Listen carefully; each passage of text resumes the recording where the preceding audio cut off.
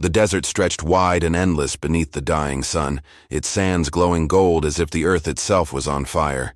Wind moved through the dry sagebrush and carried the faint echo of a woman's voice, a voice that trembled somewhere between love and farewell.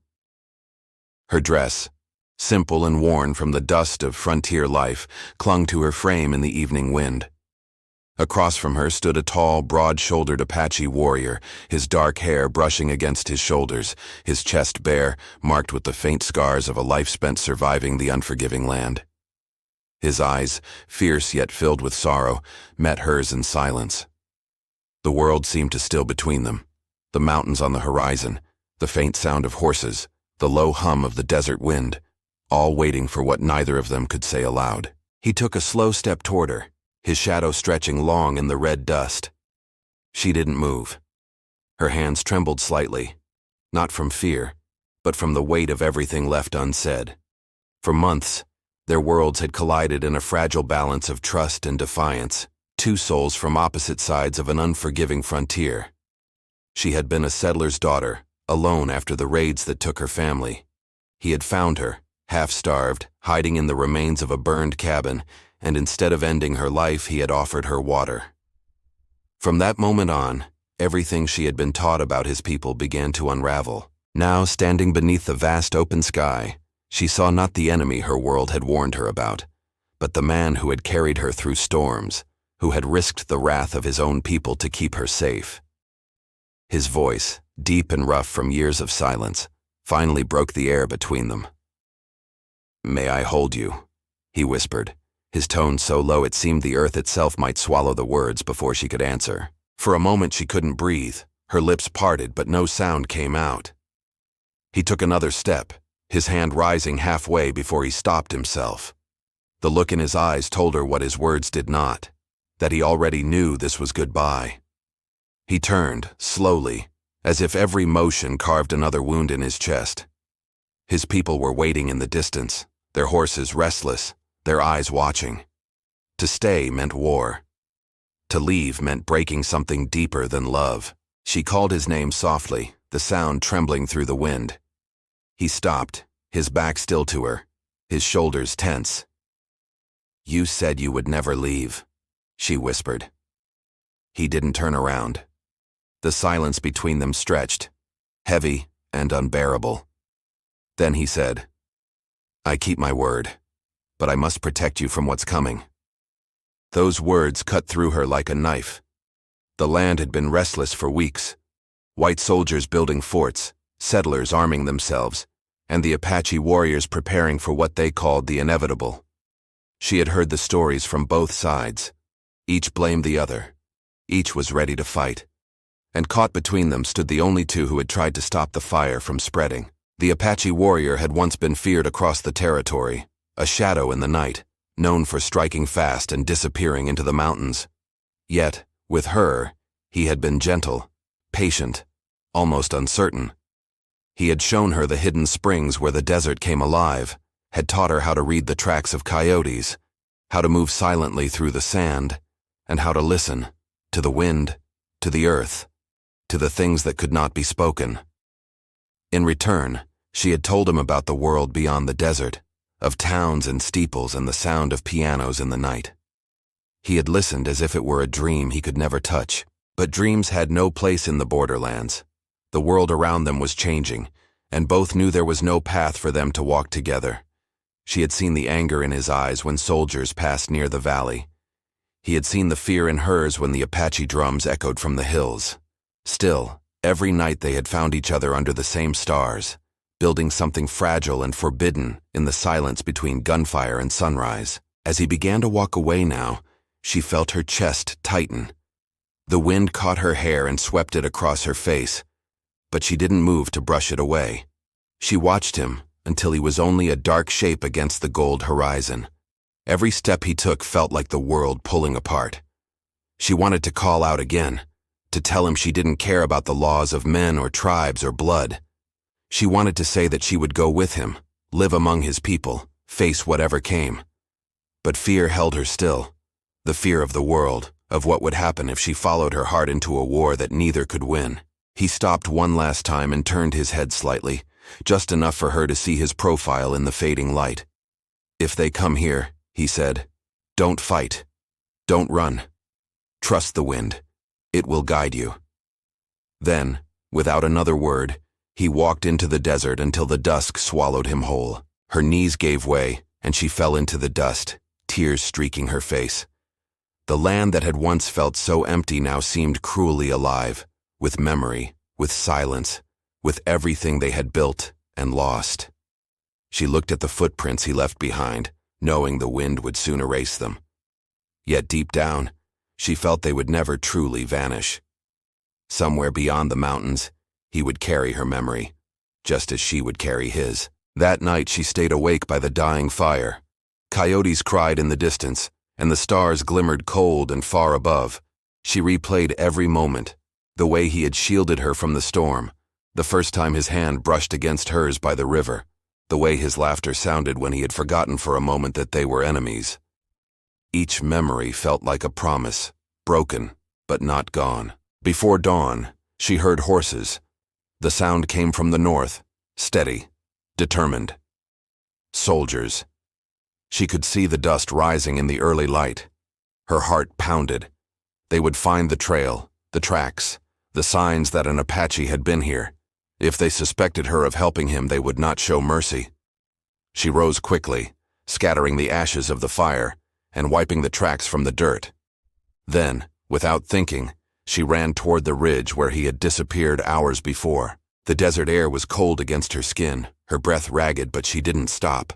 Somewhere beyond the hills, she thought she heard a horse whinny, distant but familiar. She climbed higher until she reached the crest. There was nothing ahead but sand and sky. For a moment she thought she had lost him forever. Then she saw it, a small token half buried in the sand. She fell to her knees and brushed the dust away. It was a piece of carved wood, shaped like an eagle, the same one he had once worn around his neck. Her hand trembled as she held it. He had left it for her, a sign, a farewell, or a promise. She closed her fist around it and whispered his words again. "May I hold you?" The wind carried her whisper into the endless horizon. She didn't know if he could hear it, but she hoped he did. Behind her, the soldiers' shouts grew louder, their horses cutting across the plain. Ahead of her, the desert stretched wide and empty. But somewhere out there, he was still walking. She took one last look toward the ridge, her heart torn between fear and hope. Then she turned toward the open land, her decision burning quietly in her chest. Whether she would follow him or face the coming storm alone, no one knew. The sun began to rise, casting long shadows across the land where love and war were about to collide once more. The morning broke pale and cold across the frontier.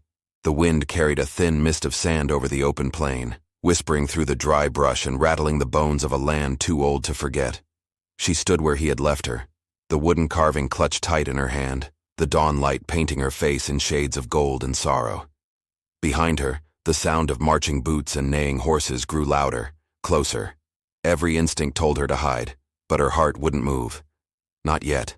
The soldiers arrived in a cloud of dust and authority, their voices cut through the still air, sharp, impatient, filled with suspicion. Their leader, a man hardened by years of battle and sunburned plains, pulled his horse to a halt before her.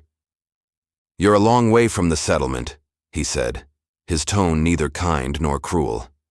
"What are you doing out here?" She said nothing at first, her fingers tightening around the carved eagle. The man's eyes caught the movement, narrowing slightly. "That's Apache work," he muttered. She hesitated. Lying could save her, but her heart refused to betray what it knew to be true. "I found it," she said softly. He didn't seem convinced, but there were more pressing matters. The soldiers began searching the area, looking for tracks, for any sign of warriors nearby. The leader dismounted and knelt in the dirt, running his fingers over a faint trail half buried by the wind. He stood again, his jaw tightening. "They were here," he said. "Not long ago." The air grew tense. She stepped back, her pulse racing. One wrong word could destroy everything, She had lived enough among the Apache to understand their signs, to read their trails, but now she had to pretend she saw nothing. "It's just the wind," she said quietly. "It hides more than it tells." The man studied her for a long moment, then turned toward his men. "Move out," he barked. "We ride east. If the Apaches are near, they'll be watching." When they left, the world grew silent again, but she felt the weight of danger settling heavy on her shoulders.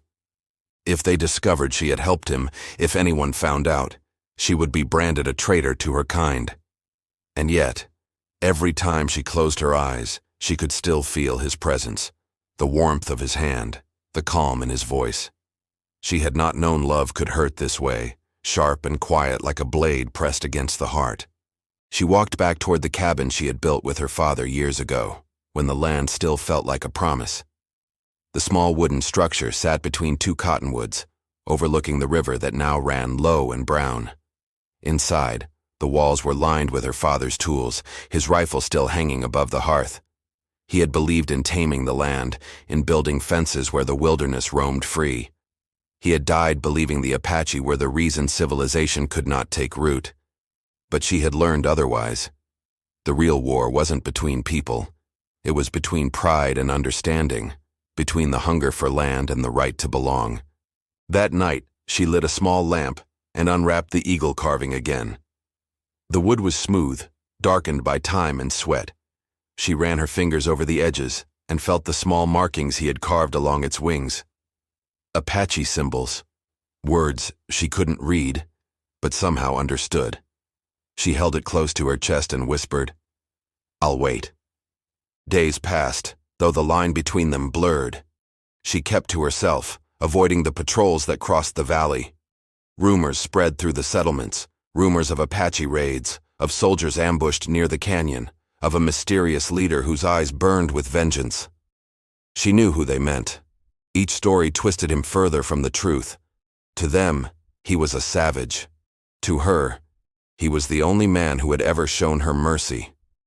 One evening, as the sun sank low, she heard movement outside. Her hand went instinctively to the rifle by the door, but then she froze. A familiar sound, the faint whistle he had taught her by the river. Her heart leapt. She stepped outside, scanning the shadows. There, at the edge of the trees, he stood, silent, waiting. He looked different now. His face was painted for war, his hair tied back, his expression hard.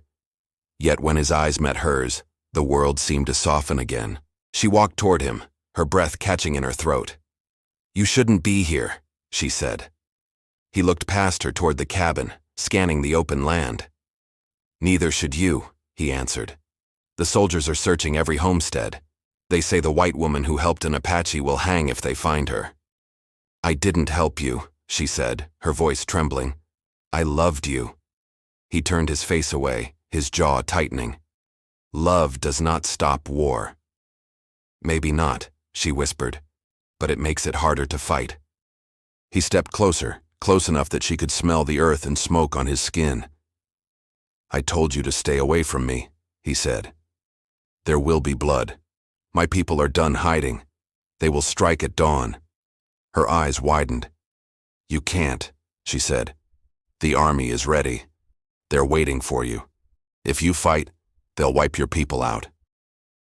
He looked at her then, and for a moment, she saw the man beneath the war paint, the one who had carried her through the desert, who had once laughed by the firelight. "Then we die standing," he said quietly. She reached for him, but he caught her wrist, his touch both fierce and desperate. "Go back," he said. "You do not belong in this fight." Tears filled her eyes. "I belong wherever you are." The air between them grew heavy. He wanted to believe her. She could see it in the way his hand trembled. But there was no place for love in a world built on vengeance. He released her slowly, stepping back into the shadows. "When the sun rises," he said, "stay inside. Whatever you hear, do not come out." Then he was gone, swallowed by the night. She stood there long after he had disappeared, her heart breaking with the sound of the wind. Inside the cabin, she sat by the window, staring at the horizon. The night stretched endless and quiet, but she could feel the storm gathering. Every creak of the floorboards, every cry of a coyote made her flinch.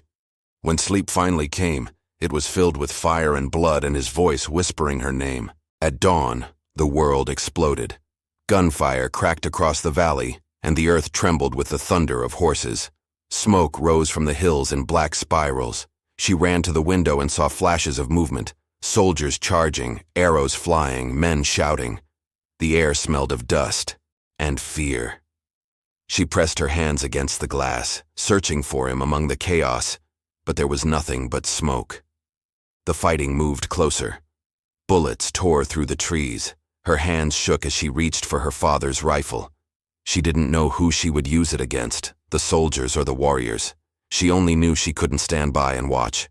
But before she could step outside, she heard footsteps behind her.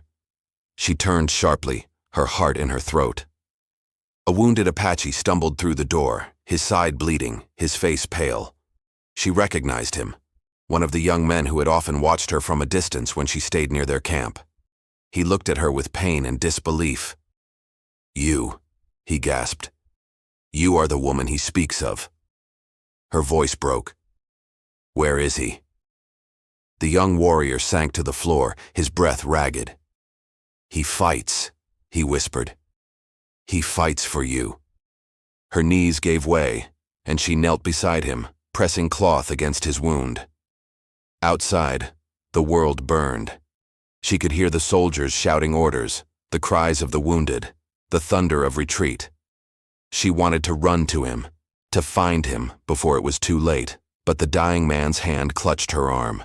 "He said," the warrior rasped, "if you survive, follow the river when the fire ends."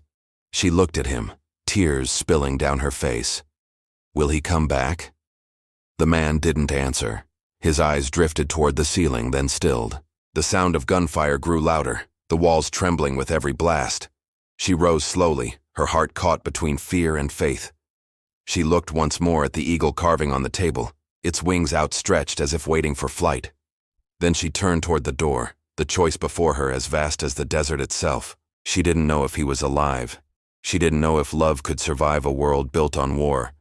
But as she stepped out into the smoke and rising sun, she knew one thing for certain. Their story wasn't over yet. The smoke that rose from the valley carried the scent of burnt wood and sorrow. By midday, the sound of gunfire had faded, leaving only the cries of the wounded and the low hum of wind sweeping across the open land. She moved carefully through the wreckage, her boots crunching on broken glass and trampled earth. The air was thick with dust, and every shadow seemed to hold a memory. She wasn't sure what she was looking for anymore, a sign, a trace of him, or maybe just proof that he had survived. Bodies lay scattered where the battle had been fiercest. Soldiers and Apache warriors alike, brothers and enemies in death. She knelt by one fallen soldier, closing his eyes with trembling fingers. None of them had known the truth of what they were fighting for. The war had begun long before either side took up arms. It was the land itself that had turned them into ghosts. As she moved deeper into the burned valley, a sound caught her ear. A faint cry, almost swallowed by the wind. She turned and followed it toward the riverbed. There, among the reeds, she found a young Apache boy, no more than 10, clutching his injured leg.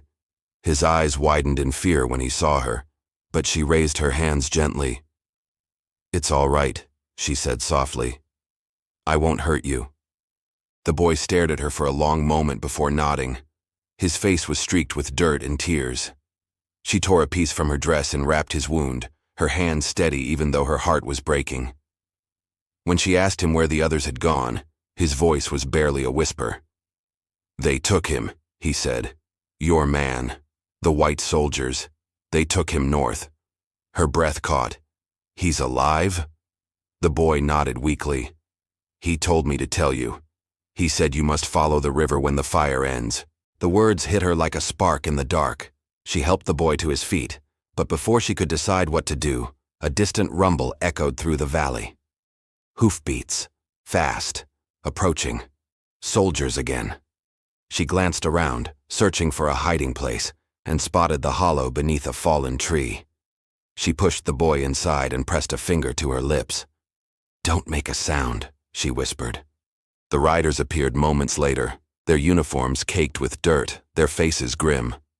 The man leading them was the same officer who had questioned her days before.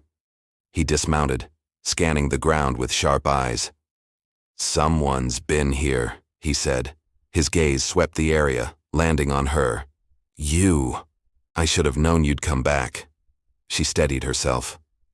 "I came to bury the dead," she said, keeping her voice even. The officer's expression hardened. "Don't lie to me.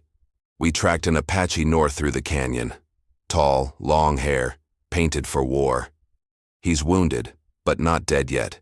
You know him, don't you?" Her silence was answer enough. He stepped closer, lowering his voice. "If you care about him, you'll stay out of this. The general wants him alive, for questioning. The others won't be as patient." She felt the blood drain from her face. "You're going to hang him." The man looked away. He brought this on himself. When they left, she waited until the sound of their horses faded into the distance before helping the boy out from the hiding place. He clutched her hand tightly, his small body trembling. She looked at him, then at the horizon where the soldiers had gone. Her decision came quietly, like the wind shifting direction. "We're going north," she said. That night they followed the river, moving under the cover of darkness. The land grew rougher, the trees sparse. Every sound made her heart race. The cry of a hawk, the splash of water, the whisper of wind through the rocks. The boy limped beside her, silent but strong. He reminded her of the man she was chasing, steady, proud, and unbroken, even when the world tried to crush him. As they reached the canyon, she saw the faint glow of campfires in the distance. The soldiers had set up camp near the ridge. From there, she could see the outlines of tents, wagons, and men moving between them. And in the center, bound and guarded, was him. Her chest tightened. Even from afar, she recognized the way he stood, his head held high despite the ropes around his wrists. The firelight painted his face in gold and shadow.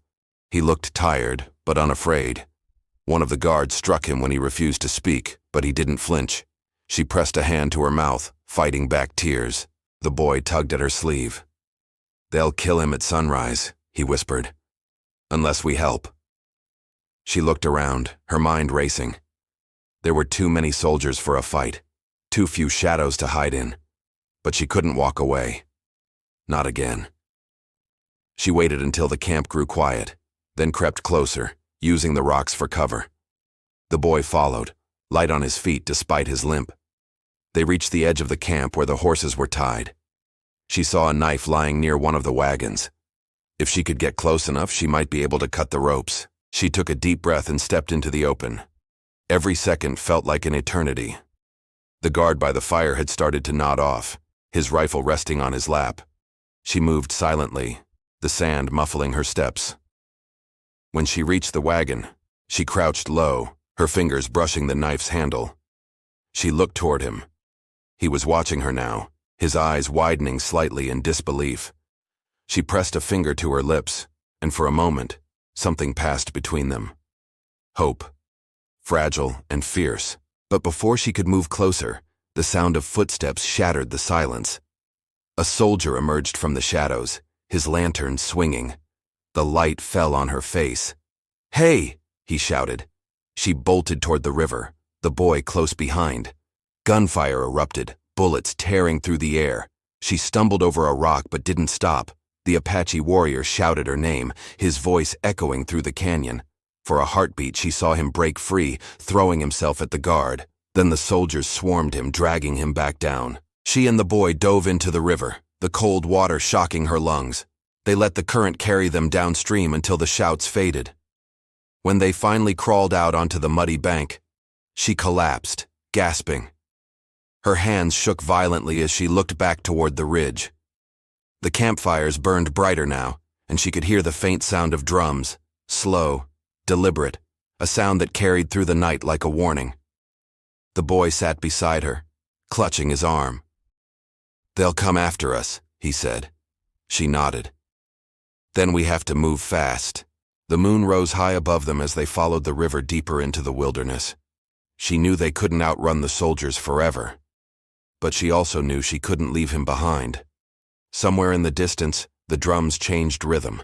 3 beats, then silence. It was a signal she recognized. It meant someone was coming. By dawn, the valley stretched before them again, wide and endless. Smoke still lingered from the battle, but beyond it lay a faint trail, a hidden path through the rocks that only someone who knew the land could have left. She knelt beside it, her fingers tracing the marks in the dust. It was his sign. He was alive. She turned to the boy. "He's leading us somewhere," she said. "We'll find him." But even as she said it, a shadow passed over the land. The wind shifted, carrying the distant sound of thunder, not from the sky, but from horses.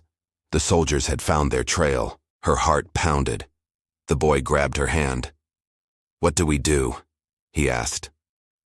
She looked toward the mountains, their peaks sharp against the morning light.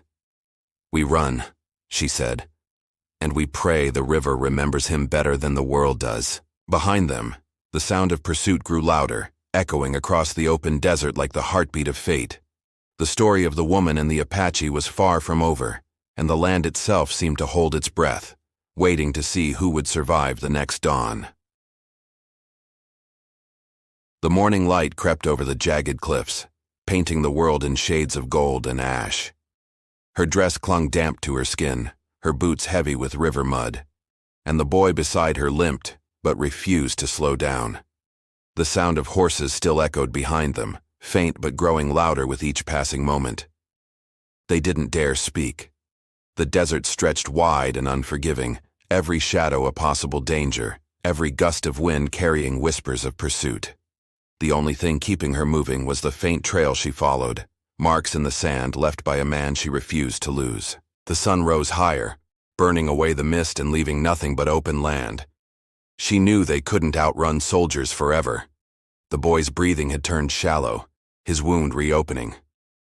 She stopped for a moment, kneeling beside him. "Just a little farther," she said softly.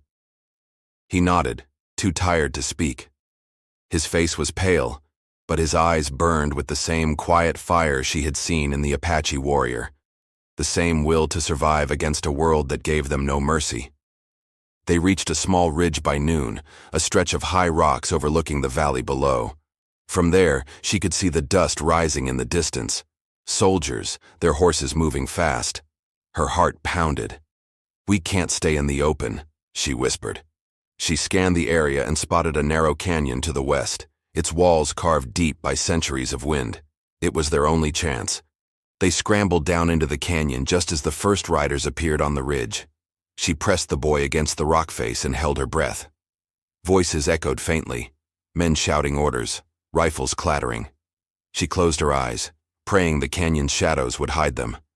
Minutes dragged by like hours. Then, as quickly as they came, the sound faded. The soldiers had ridden past, unaware of the 2 figures huddled in the darkness below. She waited until the wind swallowed the last trace of hoofbeats before speaking. "We have to keep moving," she said. The boy nodded, but his steps faltered. The canyon floor was rough, scattered with sharp stones and dry brush. Every few yards, she found another mark carved into the rock, faint but unmistakable. It was his sign. He was leading her somewhere. As the day wore on, they reached a narrow opening between 2 cliffs. Beyond it, the land opened into a hidden valley, a place untouched by the war that had consumed everything else.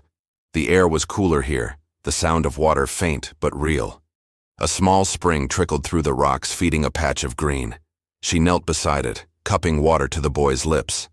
He drank slowly, then looked at her with wide eyes. "This is his place," he whispered, "the one he spoke of." She looked around. It felt sacred somehow, like the earth itself was holding its breath. But the peace didn't last. From the far side of the valley came a sound that made her freeze. A single gunshot, sharp and echoing. She looked toward the ridge and saw smoke curling above the rocks. Her heart jumped. He was close. Without thinking, she grabbed the boy's hand and ran toward the sound. The closer they got, the stronger the smell of gunpowder became. She crept up the slope, crouching behind a fallen tree. What she saw above made her blood run cold. The Apache warrior stood with his hands bound again, surrounded by 3 soldiers. His face was bruised, his shoulder bleeding, but his eyes were alive, defiant and calm. One of the soldiers was the same officer she had met before, the man who had warned her to stay away. He held a pistol, its barrel glinting in the sunlight. "You've got one chance," the officer said. "Tell us where the rest of your people are hiding." The warrior didn't answer. He stood tall, the wind tugging at his hair. The officer stepped closer and struck him across the face. "You can die proud or die useful," he growled. Her hand shook. Every instinct screamed to run, to hide, but she couldn't. Not while he was there. She scanned the ground for anything, a rock, a weapon, anything she could use. Her eyes fell on the boy, who was already reaching for something in the dirt, a small knife, half buried. She shook her head, but he didn't listen. When the officer raised his pistol again, a shout cut through the air. "Stop!" The soldiers spun around. She stepped out from behind the tree, her voice trembling but strong. "Please," she said, "don't kill him." The officer's eyes widened in disbelief. "You again," he said. "You've got a death wish, woman." "He's not your enemy," she said. "None of them are. You're fighting ghosts of your own making." He laughed bitterly. "Tell that to the settlers they burned alive. Tell it to the soldiers they ambushed. They fight because you took their land," she said, "because you left them no choice." The officer's expression hardened. "You sound just like him." He turned the pistol toward her. The warrior lunged forward, slamming his shoulder into one of the guards, but the blow earned him a rifle butt to the ribs. She cried out, rushing toward him, but the officer grabbed her by the arm. "Enough!" he snapped. "If you care about this savage, then you'll watch him hang." The boy, still hidden behind the rocks, moved silently into position. She saw the glint of the knife in his hand and realized what he meant to do. Her heart pounded as she shook her head, but he was already crawling closer to the nearest soldier. The officer pushed her aside and raised his pistol again. "Last chance," he said. "Where's your camp?" The Apache warrior met his eyes. "Right here," he said. Before the officer could react, the boy leapt from the rocks, slashing the soldier's leg. The man shouted in pain and fired blindly. Chaos erupted. She threw herself toward the warrior, grabbing the knife from the fallen soldier and cutting the ropes from his wrists. He pushed her back, shielding her as bullets tore through the air. "Run!" he shouted. But she wouldn't leave him.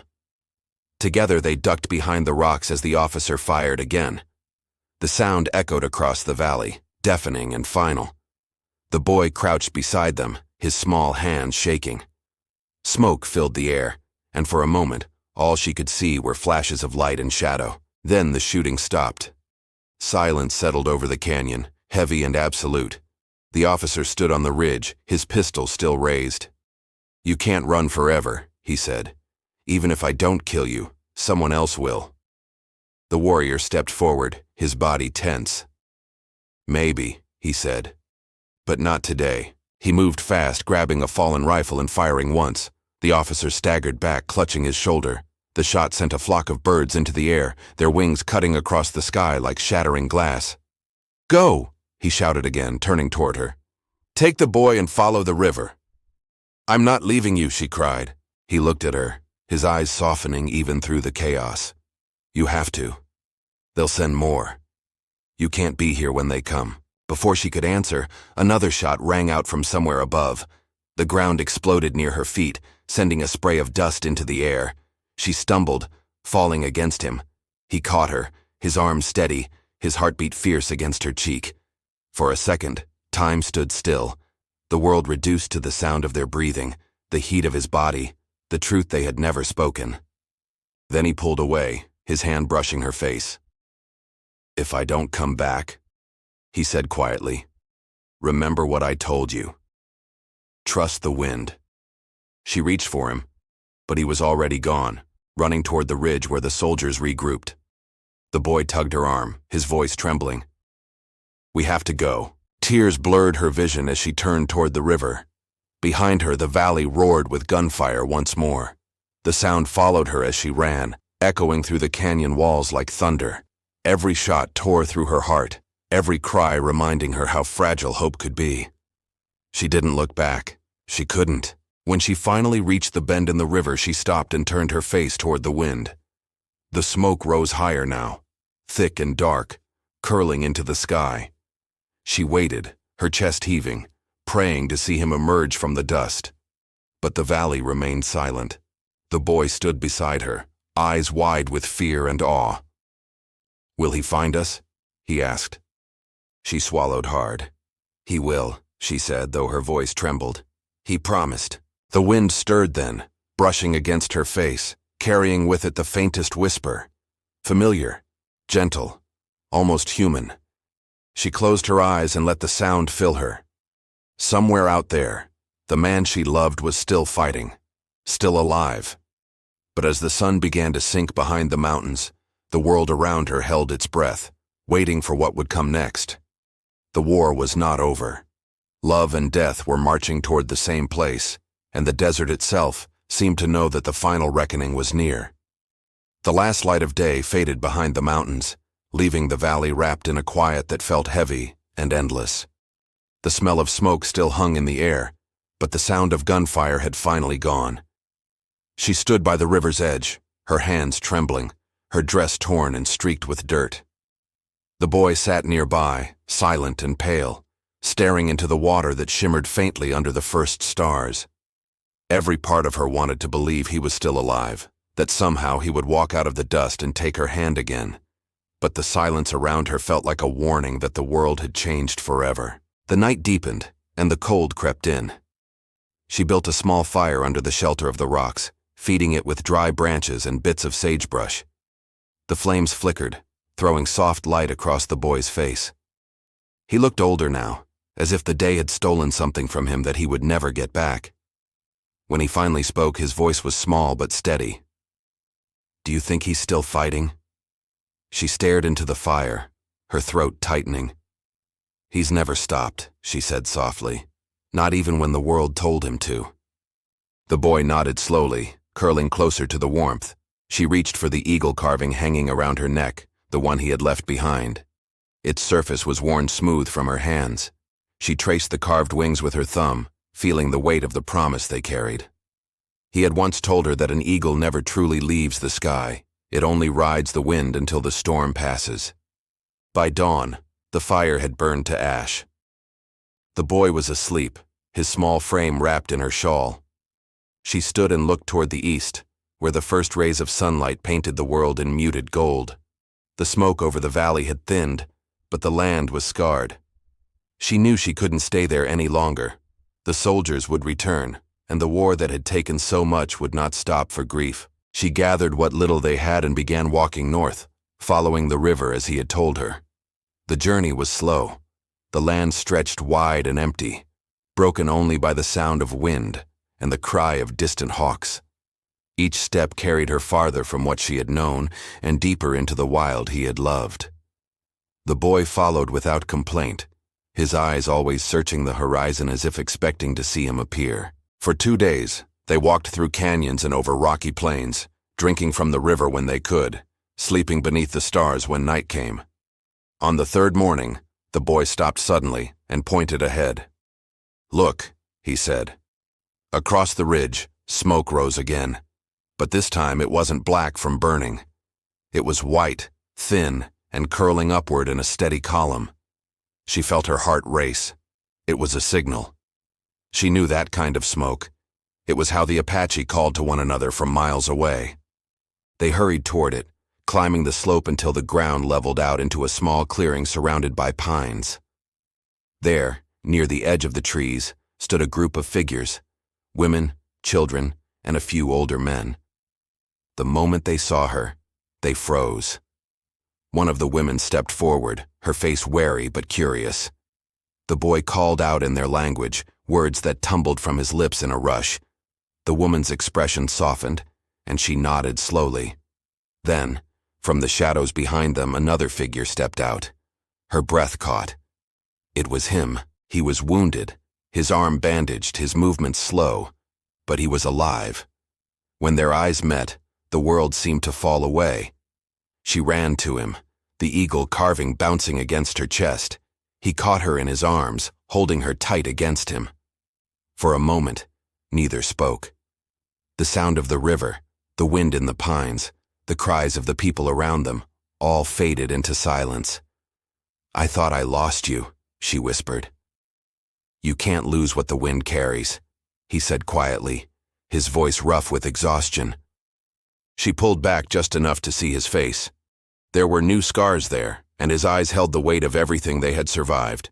But behind that, there was something else. Peace. The boy ran to him and spoke quickly in Apache. The warrior knelt, placing a hand on the child's shoulder. "You were brave," he said. "Your father would have been proud." The woman from the camp approached them, her expression still cautious. "You bring danger here," she said. "The soldiers are close." He nodded. "Then we move before nightfall," he replied. The woman looked at the white woman standing beside him, her pale face streaked with dirt, her eyes full of defiance and love. "She cannot come with us," the woman said quietly. "If they see her, they will hunt us all." The warrior turned toward her, his jaw tightening. "She's already hunted by them," he said. "There's no safe place left for her except with me." The silence that followed felt like a test of faith. Finally, the woman gave a single nod. "Then she will walk among us, as one of our own." That night, they moved through the wilderness together, quiet, cautious, a small band of survivors bound by loss and hope. The moon lit their path as they crossed the high ridge into the forest beyond. Each step carried them farther from the reach of war, deeper into the heart of the land that still breathed freedom. Days turned into weeks. The soldiers never found them. They followed the mountain trails until they reached a valley untouched by smoke, where the earth was soft and green and the river ran clear.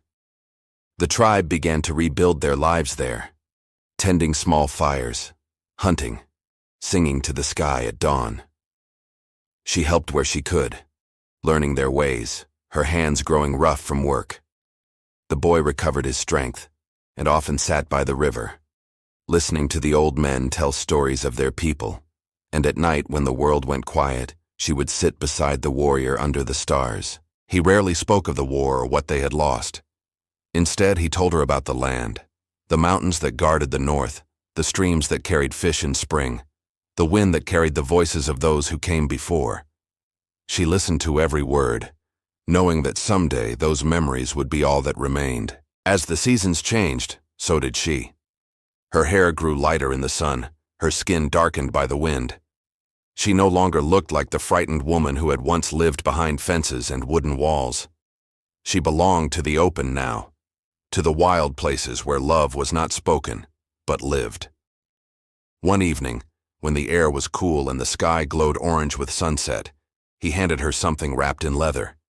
She unrolled it and found a new carving inside, another eagle, wings spread wide. "For when I am gone," he said. She frowned, her heart tightening. "Don't speak like that." He smiled faintly. "The land takes us all back one day," he said, "but the wind carries what we love farther than we can see." Years later, when the soldiers were long gone and peace returned to the frontier, a small settlement grew near the edge of that valley. Travelers who passed through often spoke of a woman who lived by the river, a quiet woman with weathered hands and a calm voice, who taught children to listen to the wind and respect the land. They said she wore a carved eagle around her neck, and that sometimes, when the sun was low, she could be seen standing on the ridge, looking toward the horizon, as if waiting for someone. They didn't know her story, not really. But if they listened closely, they might have heard the faint sound of a whisper carried by the wind, the voice of an Apache warrior saying, "May I hold you?"